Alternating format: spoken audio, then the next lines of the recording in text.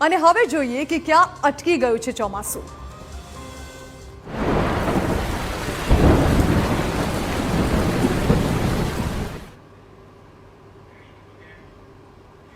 તો પહેલા જ્યારે હવામાન વિભાગ દ્વારા આગાહી કરવામાં આવી હતી ત્યારે આગાહી હતી કે 1 જૂને કેરળ પહોંચશે ચોમાસું અને ત્યારબાદ 15 જૂનની આસપાસ જે ચોમાસું છે તે ગુજરાત સુધી પહોંચી જશે, પરંતુ હવે જે ચોમાસું છે તેની ધીમી ગતિ જે છે તે દેખાઈ રહી છે। દેશમાં ચોમાસું ધીમી ગતિથી આગળ વધી રહ્યું છે, જેમાં પશ્ચિમ જે વિસ્તાર છે ત્યાં ચોમાસાની રફતાર જે છે તે અટકી ગયેલી જોવા મળી રહી છે। આપ જોઈ રહ્યા છો કે હાલ જે છે તે મુંબઈ પણ નથી પહોંચ્યું ચોમાસું, તેનાથી પણ હજુ ચોમાસું દૂર છે। મહારાષ્ટ્રથી ચોમાસું દૂર છે, ત્યારબાદ તે ગુજરાતમાં પ્રવેશ કરશે, એટલે કે હજી પણ તેની ગુજરાતમાં આવવાની સંભાવના લગભગ 25 જૂનની આસપાસ માનવામાં આવી રહી છે।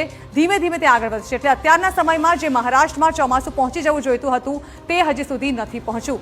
પરંતુ બીજી તરફ આપ જોઈ રહ્યા છો કે જે પૂર્વોત્તર છે, પૂર્વોત્તરના રાજ્યો છે ત્યાં જે છે તે સીધી જ ચોમાસાની અસર જોવા મળી રહી છે અને ત્યાં ભારે વરસાદી માહોલ છવાયેલો જોવા મળી રહ્યો છે। જ્યાં પશ્ચિમમાં અટકી છે રફતાર, ત્યાં બીજી તરફ પૂર્વોત્તર રાજ્યોમાં પૂર જે પરિસ્થિતિ સર્જાઈ ગઈ હોય તે પ્રકારે હાલ ચોમાસું લગાતાર વરસી રહ્યું છે, એટલે કે પૂર્વોત્તરના રાજ્યોમાં હાલ ભારે વરસાદી માહોલ જોવા મળી રહ્યો છે, જ્યારે કે પશ્ચિમના રાજ્યોમાં હજુ પણ ચોમાસું અટકેલું અને ધીમે ધીમે આગળ વધી રહ્યું હોય તેવું લાગી રહ્યું છે।